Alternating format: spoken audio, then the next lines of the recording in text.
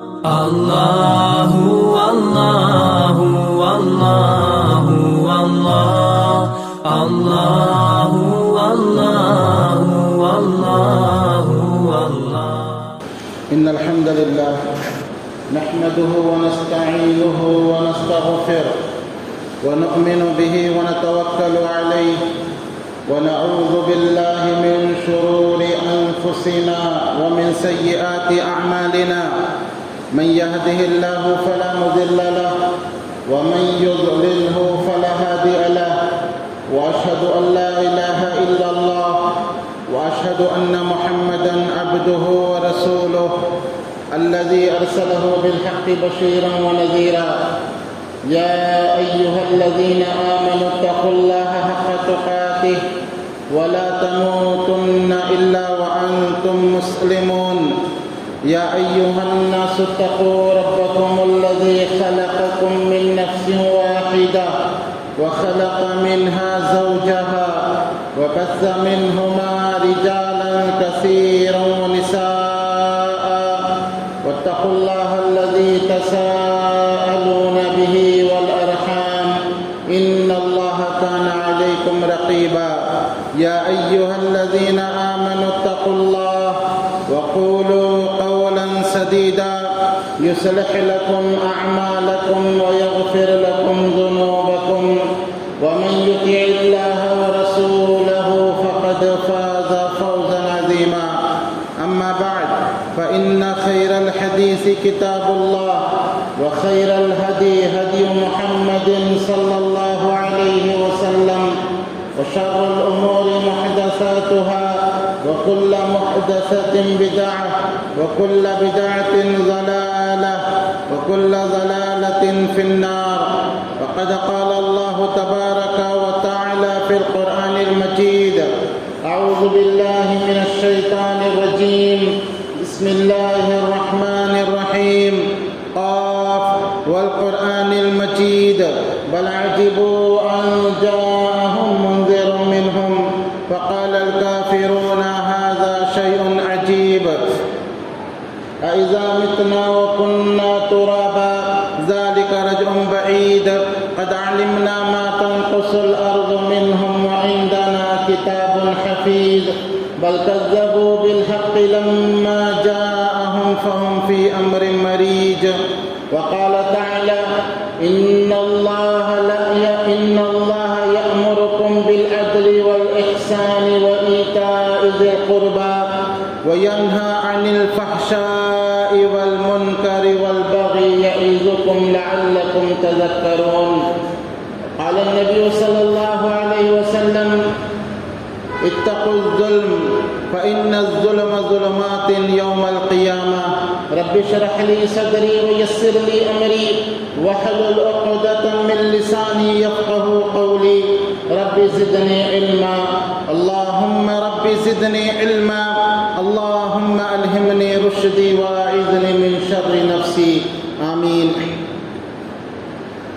محترم حاضرین، ہر قسم کی حمد و ثنا، بڑائی و کبریائی، تعریف و تسبیح اللہ وحدہ لا شریک، خالق کائنات، مالک ارض و سما کے لیے لائق و زیبا ہے، جس نے ہم کو اور آپ کو اس دنیا میں پیدا کیا اور ہمیں عدل کرنے کا حکم دیا اور ظلم کرنے سے اللہ تعالیٰ نے ہم سب کو منع کیا.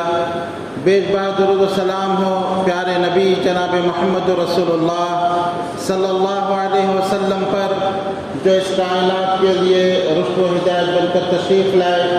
وہ ذات مقدسہ مبارکہ مطہرہ کہ رب العزت نے جنہیں رحمت کائنات بنا کر بھیجا اور جن کے ذریعے اہل کائنات کی ہدایت کا اور رہنمائی کا بندوبست فرمایا. اللہم صلی علی محمد وعلی آل محمد کما صلیت علی ابراہیم وعلی آل ابراہیم انکا حمید مجید. اللہم بارک علی محمد وعلی آل محمد کما بارکت علی ابراہیم وعلی آل ابراہیم انکا حمید مجید. محترم حضرات، اللہ تعالیٰ نے ہم سب کو عدل و انصاف کرنے کا حکم دیا اور ظلم کرنے سے اللہ نے روکا. جیسے اللہ تعالیٰ نے فرمایا ان اللہ یأمر بالعدل والإحسان وإیتاء ذی القربى، کہ اللہ تعالیٰ تم کو یہ حکم دیتا ہے.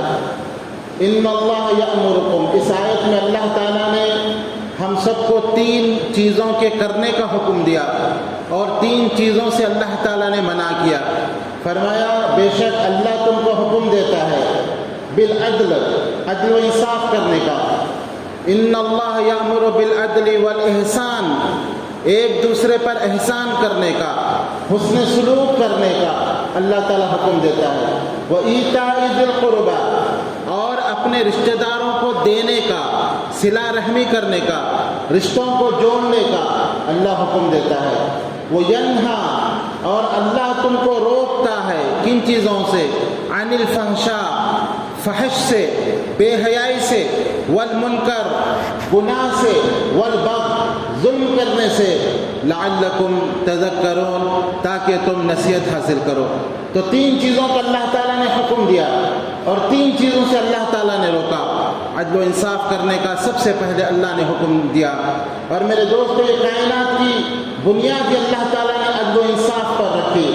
ووضع المیزان بالقسط، کہ اللہ تعالیٰ نے ترازو انصاف کے ساتھ اس دنیا میں اتارا. تو اللہ تعالیٰ نے انصاف اس دنیا کے اندر لازم کر دیا.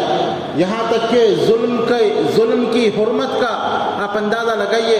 کل قیامت کے دن سب سے پہلے ظلم کا حساب ہوگا، اور اگر ایک سینگ والی بکری نے بغیر سینگ والی بکری کو مارا ہوگا تو اللہ تعالیٰ ان کے درمیان بھی عدل و انصاف کریے، اور اس ظلم کو بھی اللہ برداشت نہیں کرے گا. اور بغیر سینگ والی بکری کو سینگ دیے جائیں گے اور اس سے کہا جائے گا کہ تو اپنا بدلہ لے لے. پھر ان سے کہا جائے گا کونوا ترابا، تم سب مٹی ہو جاؤ. جب سب مٹی ہو جائیں گے تو ایک کافر، ایک گناہگار انسان یہ دیکھ کر کہے گا وَيَقُولُ الْكَافِرُ يَا لَيْتَنِي كُنْتُ تُرَابًا، کافر بھی کہے گا کہ کاش آج میں بھی مٹی ہو گیا ہوتا تو کتنا اچھا تھا. دنیا میں بھی کوئی جانور ہوتا، کوئی چری پری ہوتا، کوئی بکری اور جو ہے کوئی بھیڑ ہوتا، تاکہ جہنم کے عذاب سے میں بچ سکتا. تو آپ اندازہ لگائیے کہ جب جانوروں پر ظلم اللہ برداشت نہیں کرتا تو انسانوں پر ہونے والے ظلم کو اللہ کیسے برداشت کرے گا. اسی لیے اللہ کے نبی صلی اللہ علیہ وسلم نے ظلم کرنے سے ہم سب کو منع فرمایا. آپ نے فرمایا کہ لوگوں اتقوا الظلم، ظلم کرنے سے بچو. فإن الظلم ظلمات یوم القیامہ، اس لیے کہ یہ ظلم کل قیامت کے دن اندھیرے بن کر آئے گا، اندھیرا بن کر آئے گا.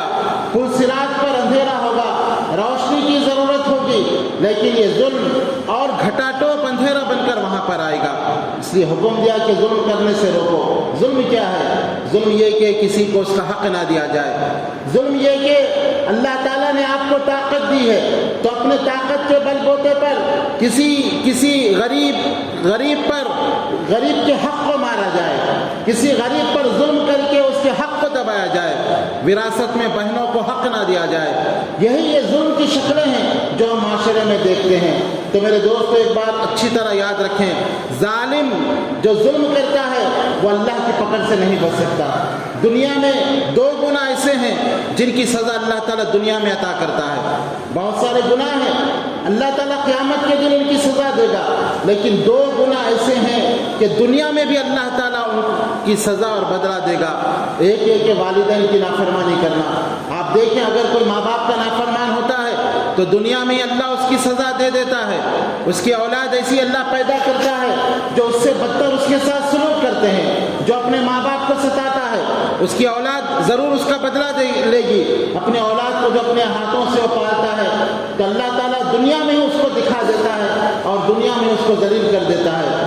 اور دوسرا یہ ظالم انسان اگر کسی مظلوم پر، کسی انسان پر اس نے بے گناہ ظلم کیا اور وہ مظلوم طاقت نہ ہونے کی وجہ سے اس کو کچھ نہ کر سکا، لیکن اس کے دل سے جو آہ نکلتی ہے وہ ظالم کے وجود کو ہلا دیتی ہے. اور اللہ تعالیٰ مظلوم کے سامنے ظالم کو ضرور عبرتناک انجام سے دوچار کرتا ہے، ضرور ظالم کو سزا دیتا ہے. اس کی مثالیں بہت ساری ہے. آپ قرآن کا مطالعہ کریں، قرآن کے اندر اللہ تعالیٰ نے فرعون کا ذکر کیا، فرعون کے ظلم و ستم کو بیان کیا، کیسے وہ نسل کشی کیا کرتا تھا، کیسے وہ بنی اسرائیل کے بچوں کو قتل کیا کرتا تھا. لیکن ہوا کیا؟ اللہ تعالیٰ نے انہی مظلوم بنی اسرائیل کے سامنے فرعون کو پانی کے اندر ڈبو دیا، پانی کے اندر غوطے کھا کر وہ مرا. اور جب وہ مر رہا تھا تو اس نے کہا لا الہ الا اللہ آمنت بی بنو اسرائیل وانا من المسلمین، کہ اب میں یہ کہتا ہوں کہ اللہ کے سوا کوئی سچا معبود نہیں. آمنت بی بنو اسرائیل، اور اس رب پر ایمان لاتا ہوں جس پر بنی اسرائیل ایمان لائے. وانا بہ مسلمین، اور میں مسلمان ہوں. اللہ تعالیٰ نے جواب دیا الآن وقد عصیت قبل وکنت من المفسدین، اب ایمان لاتا ہے، اس سے پہلے تو نافرمان تھا، اس سے پہلے تو فسادیوں میں سے تھا، ظلم کرنے والوں میں سے تھا، اب پانی میں ڈوب رہا ہے، اب ایمان لاتا ہے. تیرا ایمان قبول نہیں کیا جائے گا. جس کو دعویٰ تھا انا ربکم الاعلی، جو کہتا تھا میں سب کا رب ہوں، جو کہتا تھا میرے حکم پر یہ دریا بہتی ہے، اللہ تعالیٰ نے اس ظالم کو ایسے پکڑا کہ اس کے اندر ہی اس کو ڈبو دیا گیا. تو میرے دوستو یاد رکھو، اگر کوئی کسی پر ظلم کرتا ہے تو وہ اللہ کی پکڑ سے نہیں بچ سکتا، وہ اللہ کے عذاب سے نہیں بچ سکتا. اسی لیے نبی اکرم صلی اللہ علیہ وسلم نے معاذ بن جبل رضی اللہ عنہ کو جب یمن کی طرف گورنر بنا کر بھیجا تو آپ نے نصیحت کرتے ہوئے کہا یا معاذ اتقوا دعوت المظلوم، اے معاذ تم جا رہے ہو ایک حاکم بن کر، تم جا رہے ہو، تمہاری ایک اچھی پوزیشن ہوگی، لوگ تمہارے اختیار میں رہیں گے، تم ایک بادشاہ، ایک حاکم، ایک گورنر بن کر جا رہے ہو، لیکن یاد رکھو اپنے اس عہدے کا غلط استعمال نہ کرنا، اپنے اس طاقت کا غلط استعمال نہ کرنا.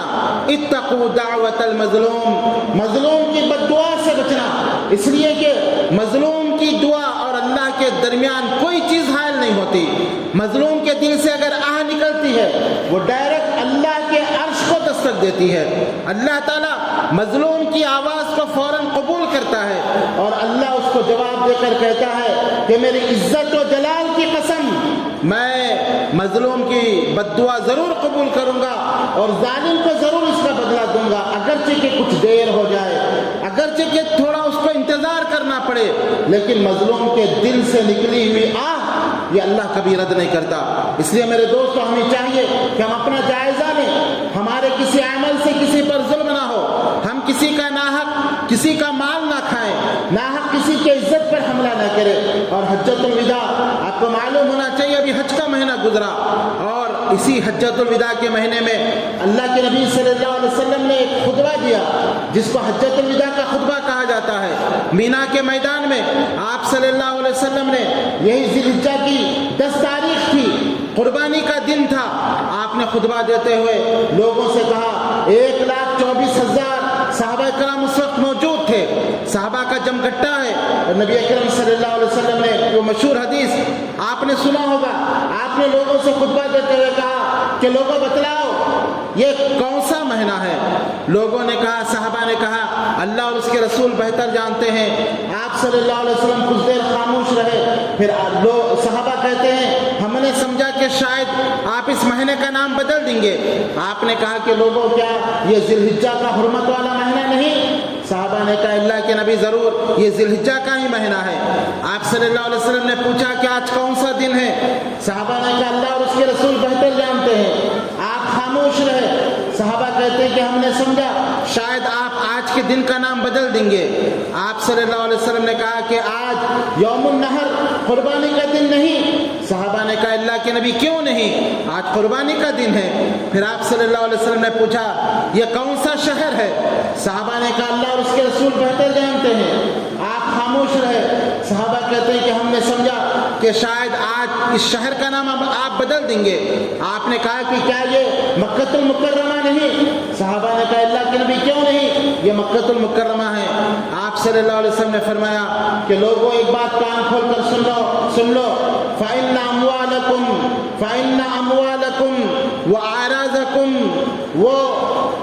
أَمْوَالَكُمْ وَأَنفُسَكُمْ وَأَعْرَاضَكُمْ حَرَامٌ عَلَيْكُمْ كَحُرْمَةِ حرمتی شہرکم ھذا وبلدکم ھذا ویومکم ھذا۔ آپ نے کہا کہ لوگوں ایک بات کان کھول کر سن لو، فإن اموالکم تمہارے مال، ودماءکم تمہارا خون، واعراضکم تمہاری عزتیں، حرام علیکم ایک دوسرے پر اس طرح حرام ہے جیسے یہ مہینے کی حرمت ہے، جیسے آج کے دن کی حرمت ہے، جیسے اس شہر کی حرمت ہے۔ اس سے زیادہ تمہارے ایک دوسرے کے مال، جان اور عزتیں ایک دوسرے پر حرام ہے۔ کسی کی عزت کا کھلواڑ نہ کرو، کسی کے مالوں پر ناجائز قبضہ نہ کرو، کسی کا ناجائز خون نہ کرو۔ یہ اسی طرح حرام ہے جیسے یہ مکۃ المکرمہ کی حرمت ہے، جیسے یہ قربانی کے دن کی حرمت ہے، جیسے آج کے اس شہر اور آج کے اس مہینے کی حرمت ہے۔ تو میرے دوستو، آپ صلی اللہ علیہ وسلم نے وہاں ہم لوگوں کو نصیحت کی کہ لوگوں کی عزت، لوگوں کی جان، لوگوں کی مال یہ حرمت والی ہے۔ تم کسی کی عزت پر حملے نہ کرو، کسی کی غیبت نہ کرو، کسی پر بہتان نہ لگاؤ۔ کسی کی، ہر ایک کی اپنی ایک عزت ہے، اس کی ایک عزت نفس ہوتی ہے۔ تم ظلم نہ کرو، آج تمہارے پاس طاقت ہے، آج روپیہ پیسہ ہے، آج معاشرے میں تمہاری عزت ہے، تو کسی غریب کی عزت نہ اڑاؤ، کسی غریب کا مذاق نہ اڑاؤ، کسی غریب کے مال پر ناجائز قبضہ نہ کرو، کسی کا قتل نہ کرو، بلکہ یہ سب چیزیں تم پر حرام ہیں۔ تو میرے دوستو، میرے عزیزو، اس سے معلوم ہوا کہ ہمیں چاہیے کہ ایک مسلمان کی عزت کا پاس و لحاظ رکھیں، ایک مسلمان کی عزت کا پاس و لحاظ رکھیں، اس کی غیبت نہ کریں، اس کی عزت کا کھلواڑ نہ کریں، اس کے مال کا پاس و لحاظ رکھیں، کسی کے مال پر ناجائز قبضے نہ کر لیں۔ آج آپ دیکھیں معاشرے کے اندر یہ دیکھنے میں آتا ہے، کوئی ذرا تھوڑا سا پاورفل ہے، سیاسی طور پر اس کے کچھ تعلقات ہیں، سیاسی لیڈر سے کچھ تعلقات ہیں، تو ایک غریب کی زمین پر وہ ناجائز قبضہ کر لیتا ہے، غریب کی جائیداد پر وہ ناجائز قبضہ کر لیتا ہے۔ کسی کا مکان، کسی غریب کا مکان اس کے مکان کے قریب ہے تو اس کی زمین پر قبضہ کر لیتا ہے، اور پھر اپنا پیسہ خرچ کر کے یا وکیلوں کو رکھ کر وہ ایک ناجائز چیز کو اپنے حق میں کر لیتا ہے۔ لیکن ایسے آدمی کو اچھی طرح یہ جان لینا چاہیے، کل قیامت کے دن اللہ تعالیٰ اس ظالم سے ضرور حساب لے گا، بلکہ دنیا میں ہی ایسے ظالم کو اللہ ذلیل کر دے گا۔ آپ صلی اللہ علیہ وسلم نے فرمایا کہ اگر کوئی انسان کسی انسان کی ناجائز طور پر ایک بالی زمین بھی قبضہ کرتا ہے، ایک بالی زمین، کل قیامت کے دن 7 زمینوں کا طوق بنا کر اللہ تعالیٰ اس کے گلے میں ڈالے گا۔ آج میرے دوست، آج یہ عام بات ہو گئی ہے، آج لوگوں کی زمینوں پہ ناجائز قبضے کرنا، اور میں تو کہتا ہوں گورنمنٹ کی زمین پر بھی آپ ناجائز قبضہ نہیں کر سکتے۔ آپ کی زمین نہیں ہے، آپ لوگوں کی زمینوں پر، گورنمنٹ کی زمین وہ آپ کی نہیں ہوتی، آپ کی اپنی زمین کے آپ مالک ہے۔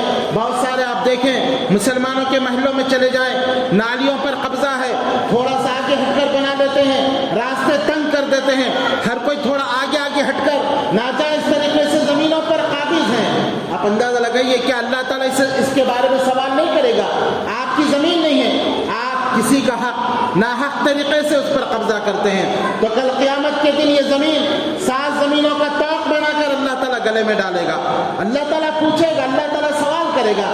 تو میرے دوستو، میرے عزیزو، لوگوں کی عزت ایک عزیز ہے، لوگوں کے مال پر ناجائز قبضے کی اجازت نہیں ہے، لوگوں کی عزت پر حملہ کرنے کی اجازت نہیں ہے، ورنہ اللہ کے نبی صلی اللہ علیہ وسلم نے ایسے شخص کو سب سے بڑا مفلس اور قلاش کہا ہے۔ آپ نے صحابہ سے پوچھا، جانتے ہو کہ مفلس کون ہے؟ تو صحابہ نے کہا کہ اللہ کے نبی، مفلس ہم اس کو سمجھتے ہیں جس کے پاس درہم و دینار نہ ہو، مال و دولت نہ ہو۔ آپ صلی اللہ علیہ وسلم نے فرمایا کہ نہیں، میری امت کا مفلس وہ ہے، کل قیامت کے دن آئے گا تو بہت سارے نیک اعمال لے کر آئے گا، پہاڑوں کے برابر نہیں کیا ہوں گی، لیکن کسی پر ظلم کیا ہوگا، کسی کی عزت پر حملہ کیا ہوگا، کسی کو گالی دی ہوگی، کسی کا مال ناجائز طور پہ کھایا ہوگا، وہ آئے گا اور کہے گا کہ اللہ اس نے مجھے گالی دی تھی، اللہ کہے گا اس کی نیکیاں اس کو دے دو۔ ایک دوسرا آ کر کہے گا کہ اللہ اس نے میری عزت سے کھلواڑ کیا تھا، اللہ کہے گا اس کی نیکیاں دے دو۔ ایک تیسرا آ کر کہے گا اس نے میری زمین پر ناجائز قبضہ کیا تھا، اللہ کہے گا اس کی نیکیاں دے دو۔ ایک آ کر کہے گا کہ اللہ اس نے مجھے گالیاں دی تھی، اللہ کہے گا اس کی نیکیاں دے دو۔ ایک کہے گا اس نے میری غیبت کی تھی، اللہ کہے گا نیکیاں دے दे दो, अल्लाह अकबर, नेकियों का पहाड़ लेकर आएगा और फिर नेकियां खत्म हो जाएंगी और लोग आते जाएंगे तो लोगों के गुनाह उस पर डाला जाएगा और फिर इस शख्स को जहन्नम में डाल दिया जाएगा। अल्लाह अकबर, आप अंदाजा लगाइए, नेकियां लाने वाला अगर वो जालिम है, अगर वो किसी का हक मारता है, अगर वो किसी की गीबत करता है, अगर वो किसी की बुराई करता है, अगर वो किसी को गाली देता है, उसकी नेकियां खत्म हो जाएंगी। और आज मुझे और आपको अपना मुहासिबा करने की जरूरत है। नेकियां तो हमारे पास कुछ नहीं है, हम अपना जायजा लें क्या नेकियां कर रहे हैं। अल्लाह के सामने ले जाने के लिए कौन से हमारे पास ऐसे अमाल हैं, कहाँ हम अपनी जिंदगी का जायजा लें। मेरी इतनी जिंदगी गुजर गई, मैंने अल्लाह के सामने मुझे खड़ा होना है, आखिर वो कौन से नेकियां हैं जो मैं लेकर अल्लाह के सामने खड़ा हो सकूं। मेरे कौन से नेक अमाल हैं, मैंने वो कौन से नेकियां की हैं जो मेरे और अल्लाह के दरमियान राज हैं। आज पहली बात तो है कि हम नेकियां करते ही नहीं, बहुत कम नेकियां करते हैं। और जो नेकियां होती हैं उसके अंदर भी रियाकारी है, उसके अंदर भी दिखलावा है, इखलास नहीं है। लोगों को दिखाने के लिए हमने अमाल किए हैं, जो भी छोटे बहुत अमाल हैं उसके अंदर रियाकारी है, लोग खुश हो जाएं, लोगों के सामने अपनी नेकियों का जिक्र करते हैं। याद रखिए, जो रियाकारी के लिए अमल किया जाता है अल्लाह उसको कबूल नहीं करता।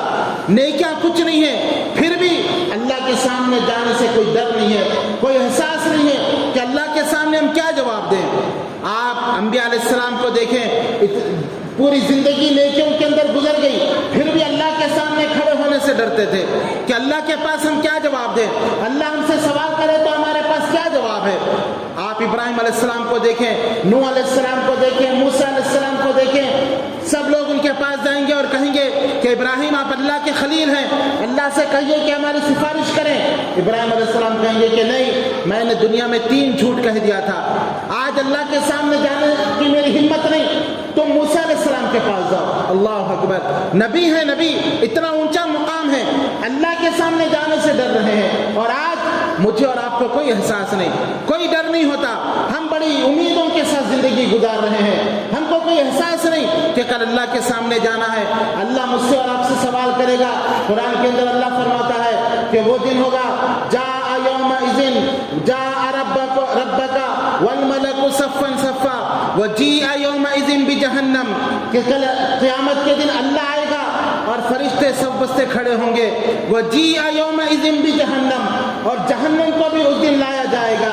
और उसकी कैफियत क्या होगी, नबी अकरम सल्लल्लाहु अलैहि वसल्लम ने फरमाया कि जहन्नम को उस दिन 70,000 लगामें होगी और हर लगाम को 70,000 फरिश्ते पकड़े होंगे, खींचकर जहन्नम को लाया जाएगा मैदान महशर में। और कैफियत क्या होगी, जहन्नम चीख रही होगी, उसके शोले भड़क रहे होंगे। तकादु तमय्यज़ु मिनल गैज़, सूरह मुल्क में अल्लाह ने फरमाया ऐसा मालूम होगा जहन्नम गुस्से से फट जाएगी। ये जहन्नम की कैफियत होगी। वजीअ यौमइज़िन बिजहन्नम यौमइज़िन यतज़क्करुल इंसान व अन्ना लहु ज़िक्रा, उस वक्त इंसान दुनिया में किए हुए एक एक सेकंड को याद करेगा, एक एक लम्हे को याद करेगा कि फलां पर मैंने जुल्म किया था, फलां का हक नाजायज तौर पे मैंने खा लिया था, फलां की मैंने ग़ीबत की थी, फलां वक्त मैंने ऐसे गुजार दिया था, एक एक सेकंड को याद करेगा। वजीअ यौमइज़िन बिजहन्नम यौमइज़िन यतज़क्करुल इंसान व अन्ना लहु ज़िक्रा यक़ूलु या लैतनी क़द्दमतु लिहयाती, अफसोस करते हुए कहेगा काश मैंने इस जिंदगी के लिए कुछ कर लिया होता तो कितना अच्छा था, काश मैं, ये तो मेरी हमेशा की जिंदगी है, मैंने दुनिया की मुख्तसर जिंदगी के लिए ये आखिरत को मैंने बर्बाद कर दिया, काश इस जिंदगी के लिए कुछ कर लिया होता तो कितना अच्छा था। लेकिन मेरे दोस्तों, उस वक्त अफसोस कोई फायदा नहीं देगा। इसीलिए हमें चाहिए कि इस जिंदगी में रहते हुए उस जिंदगी की फिक्र व तैयारी करें, इस घर को बनाने के लिए उस घर को बर्बाद ना करें। हम इंसानों के 2 घर हैं, एक जमीन के ऊपर है, जमीन के नीचे।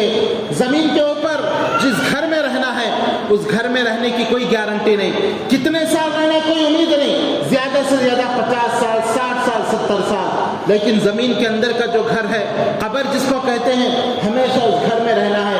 इस घर के लिए तो हम इतनी तैयारी करते हैं, उस घर के लिए भी कुछ फिक्र और तैयारी करें। और खासकर किसी पर जुल्म करने से बचें। जालिम मजलूम की बद्दुआ ये कभी रायगा नहीं जाती।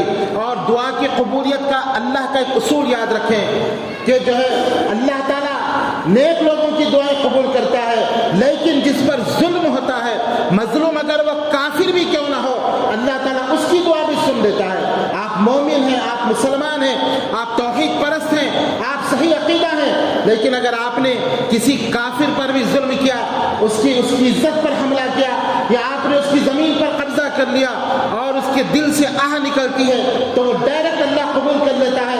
اور ضرور آپ اگرچہ کہ مومن ہیں, آپ اگرچہ کہ مسلمان ہیں, لیکن اللہ تعالیٰ آپ کی بھی پکڑ کرتا ہے, کیونکہ اللہ کا یہ اصول ہے مظلوم کوئی بھی ہو چاہے وہ کافر ہی کیوں نہ ہو, اللہ نے اپنی عزت کی قسم کھا کے کہا کہ میں ضرور مظلوم کی مدد کروں گا, چاہے دیر نہ ہو جائے تو اللہ ضرور مظلوم کی مدد کر کے رہے گا.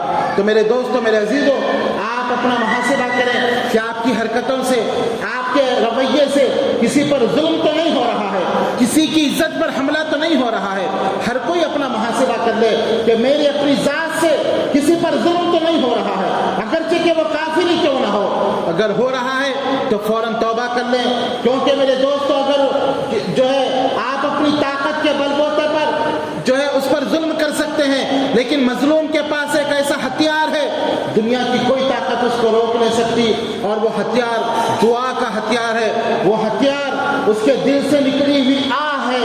یہ آہ یہ اللہ کے عرش کو دستک دیتی ہے. یہ آہ یہ بیچ میں کوئی چیز رکاوٹ نہیں, یہ اللہ کے پاس پہنچ جاتی ہے, اور اللہ تعالیٰ اس کی آہ سن کر ضرور اللہ تعالیٰ مظلوم کی مدد کرتا ہے. اس لیے میرے دوستوں, میرے عزیزوں, آپ بہت سارے واقعات سلف و صالحین کے زمانے میں بھی آپ دیکھیں, جو مظلوم ہوتے تھے ان کی آہ فوراً قبول کی جاتی تھی. سعد بن ابی وقاص رضی اللہ عنہ کا یہ واقعہ آپ سنیں, مشہور واقعہ ہے. عمر رضی اللہ عنہ کا دور خلافت ہے, اور یہ کون ہے؟ سعد بن ابی وقاص رضی اللہ عنہ. یہ عشرہ مبشرہ میں سے ہیں, یہ وہ صحابی ہیں جن کا نام لے کر اللہ کے نبی صلی اللہ علیہ وسلم نے دنیا میں جنت کی بشارت دی تھی.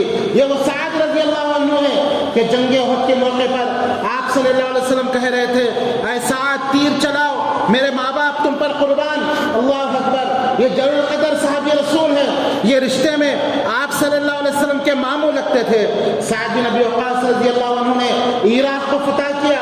عمر رضی اللہ عنہ کے دور میں یہ بڑے سپہ سالار تھے, کمانڈر تھے, اور انہوں نے عراق کو فتح کیا. تو عمر رضی اللہ عنہ نے ان کو کوفے کا گورنر بنا دیا, کوفے کا گورنر بنا کر وہاں بھیج دیا. عراق کے لوگ فسادی لوگ ہوتے ہیں, انہوں نے امیر المومنین کو ایک خط لکھا کہ سعد رضی اللہ عنہ کو نماز پڑھانے نہیں آتا, یہ لوگوں کو جہاد کا حکم دیتے ہیں لیکن خود جہاد نہیں کرتے.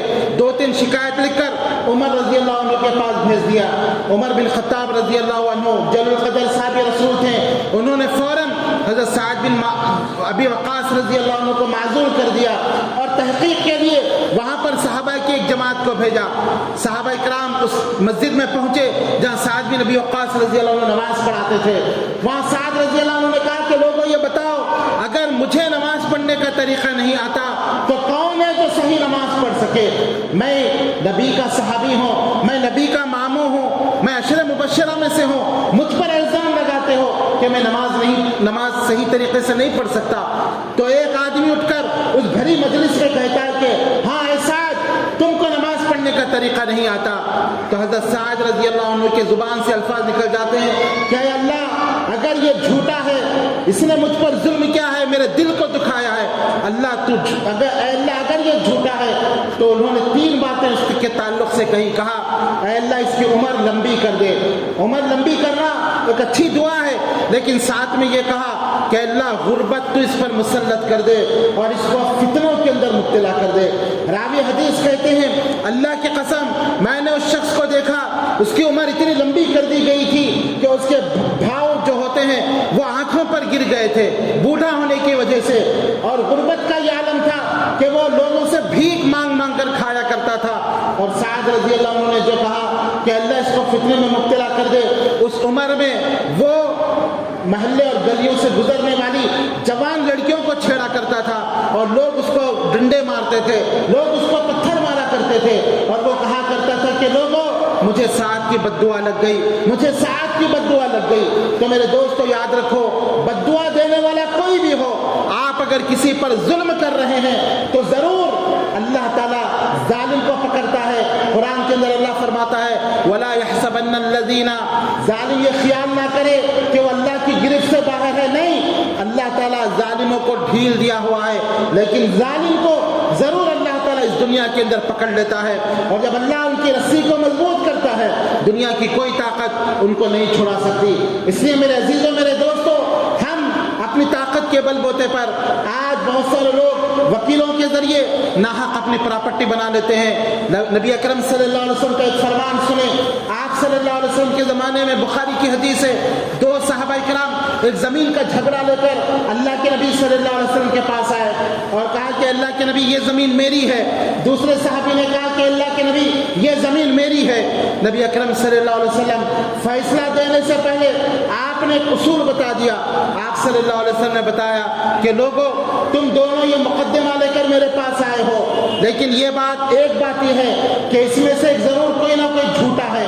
زمین کسی ایک کی ہے، زمین دو کی نہیں ہو سکتی۔ میں تو تمہارے ظاہری طور پر تمہاری باتیں سن کر میں فیصلہ کروں گا، لیکن یہ بات یاد رکھو، میرے فیصلہ کرنے سے حق ناحق اور ناحق حق نہیں بن جاتا۔ ہو سکتا جو حقدار ہو وہ اس کے اندر بولنے کی صلاحیت نہ ہو، وہ اپنے مدعا کو اچھے انداز سے پیش نہ کر سکے، اور جو ناحق ہو وہ ہو سکتا چرب زبان ہو، وہ اچھے انداز سے بات پیش کر سکے۔ میں تمہارے ظاہری باتوں کو سن کر فیصلہ کرتا ہوں، لیکن یاد رکھو، اگر میں نے کسی ناحق کے حق میں فیصلہ کر دیا تو یہ زمین وہ ناحق کی نہیں ہو سکتی۔ وہ یہ نہ سمجھے کہ محمد صلی اللہ علیہ وسلم نے فیصلہ کر دیا ہے یہ زمین میری نہیں، زمین تو حقدار کی ہوگی۔ میرے فیصلہ کرنے سے حق ناحق اور ناحق حق نہیں بن جاتا۔ یہ بات جیسی آپ نے بتائی، دو صحابہ رونے لگے اور ایک کہتے کہ اللہ کے نبی نہیں، مجھے معاف کر دیجئے، یہ میرے بھائی کی ہے۔ دوسرے نے کہا کہ نہیں اللہ کے نبی، مجھے معاف کر دیجئے، یہ میرے بھائی کی ہے۔ آپ اندازہ لگائیے، آخرت کا ڈر آ گیا تو دنیا کا حق انہوں نے تسلیم کرنے سے انکار کر دیا۔ آج بہت سارے لوگ وکیلوں کو پکڑ کر، اگر ان کی ناحق زمین ہے، زمین ان کی نہیں ہے، لیکن اگر پیسے وغیرہ کھلا کر اس زمین پر قبضہ کرتے ہیں تو یاد رکھیے یہ ہرگز ان کی نہیں ہو سکتی۔ اللہ تعالیٰ ضرور ان سے جو ہے مواخذہ کرے گا۔ اور ایسے وکیلوں کے بارے میں اکبر الہ آبادی نے کہا تھا، پیدا ہوئے وکیل تو شیطان نے کہا لو ہم اب صاحب اولاد ہو گئے۔ ایسے بہت سارے وکیل ہیں جو ناحق کیس لڑتے ہیں، تو جو لوگ بھی اس طرح کے عمل کرتے ہیں وہ ضرور اللہ کی گرفت سے وہ بچ نہیں سکتے، کیونکہ اللہ تعالیٰ ظالموں کو ڈھیل نہیں دیتا۔ ظالم کوئی بھی ہو اللہ ضرور اس کو پکڑتا ہے۔ اسی لیے نبی اکرم صلی اللہ علیہ وسلم نے کہا انصر اخاک ظالما و مظلوما، لوگوں اپنے بھائی کی مدد کرو اگرچہ کہ وہ ظالم ہو یا مظلوم۔ صحابہ نے کہا اللہ کے نبی، مظلوم کی مدد تو سمجھ میں آ سکتی ہے، ظالم کی کیسی مدد کریں؟ آپ صلی اللہ علیہ وسلم نے کہا ظالم کا ہاتھ پکڑ کر اس کی مدد کرو، ظالم کو ظلم سے روک کر اس کی مدد کرو۔ تو میرے دوستو، ضرورت اس بات کی ہے، اگر ہمارے معاشرے میں کوئی ایسے ظالم ہیں تو ہمیں چاہیے کہ ہم ان ظالموں کے خلاف کھڑے ہوں۔ اگر کوئی مظلوم ہے، غریب مظلوم ہے، تو ہم سب کو چاہیے کہ سب مل کر ہم مظلوم کے ساتھ کھڑے ہوں، ظالم کے ظلم کو روکیں۔ اگر ایسا نہیں کریں گے تو ہمارا بھی شمار انہی لوگوں میں سے ہوگا۔ آج بہت سارے لوگ یہ سمجھتے ہیں کہ ہم کو کیا کرنا ہے، فلاں پر ظلم ہو رہا ہے تو ہم خاموش رہیں، اگر ہم جائیں گے تو وہ جو ہے ہم کو کیا کرنا ہے۔ لیکن میرے دوستو یاد رکھو، اگر اللہ نے آپ کو طاقت دی ہے تو ضرور مظلوم کا ساتھ دیں، مظلوم کے ساتھ کھڑے رہیں۔ ظالم کوئی بھی ہو اس کا ہاتھ پکڑیں، ظالم اگر رشتہ دار بھی کیوں نہ ہو اس کو سمجھائیں، ظالم اگر آپ کا بھائی کیوں نہ ہو اس کا بھی ساتھ نہ دیں، اس کو سمجھائیں، ظالم اگر باپ بھی کیوں نہ ہو اس کا بھی ساتھ نہ دیں، بلکہ مظلوم کا ساتھ دیں، ظالم کو روکیں۔ آج ہم یہ دیکھتے ہیں کسی جگہ لڑائی جھگڑا، ہم یہ دیکھتے ہیں کہ ہمارے خاندان کا کون ہے، ہمارے رشتہ دار کون ہے، ہم اس کا ساتھ دیتے ہیں، اگر وہ ناحق پر بھی ہے ہم اس کی مدد کرتے ہیں۔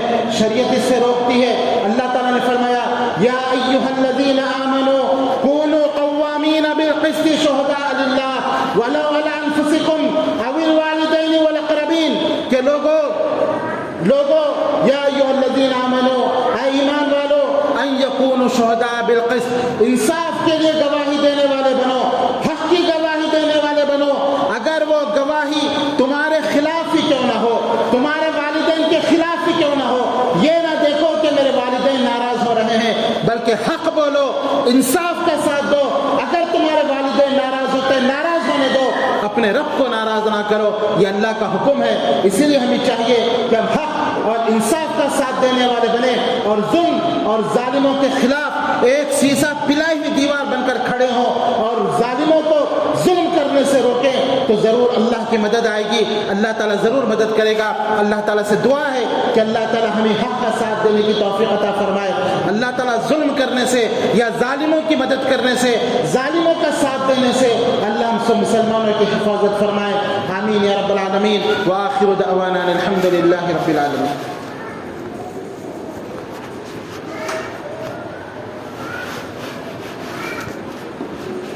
الحمد لله وحده والصلاة والسلام على من لا نبي بعده وبعد، فقد قال الله تبارك وتعالى في القرآن المجيد والفرقان الحميد: إن الله وملائكته يصلون على النبي يا أيها الذين آمنوا صلوا عليه وسلموا تسليما. اللهم صل على محمد وعلى آل محمد كما صليت على إبراهيم وعلى آل إبراهيم إنك حميد مجيد. اللهم بارك على محمد وعلى آل محمد كما باركت على إبراهيم وعلى آل إبراهيم إنك حميد مجيد. اللهم أعز الإسلام والمسلمين، اللهم أعز الإسلام والمسلمين وأذل الشرك والمشركين ودمر أعداء الدين. اللهم اكفنا بحلالك عن حرامك وأغننا بفضلك عمن سواك. اللهم اقسم لنا من خشيتك ما تحول به بيننا وبين معاصيك، ومن طاعتك ما تبلغنا به جنتك، ومن اليقين ما تهون به علينا مصائب الدنيا. متعنا بأسمائنا وأبصارنا وقواتنا ما أحييتنا، واجعله الوارث منا، واجعل سأرنا على من ظلمنا، واجعل سأرنا على من ظلمنا، وانصرنا على من عادانا، وانصرنا على من عادانا، ولا تجعل مصيبتنا في ديننا، ولا تجعل الدنيا أكبر همنا ولا مبلغ علمنا، ولا تسلط علينا من لا يرحمنا. عباد الله رحمني ورحمكم الله، إن الله يأمر بالعدل والإحسان وإيتاء ذي القربى وينهى عن الفحشاء والمنكر والبغي يعظكم لعلكم تذكرون. اذكروا الله يذكركم، ادعوه يستجب لكم، ولذكر الله تعالى أولى وأجل وأتم وأكبر. أقم الصلاة.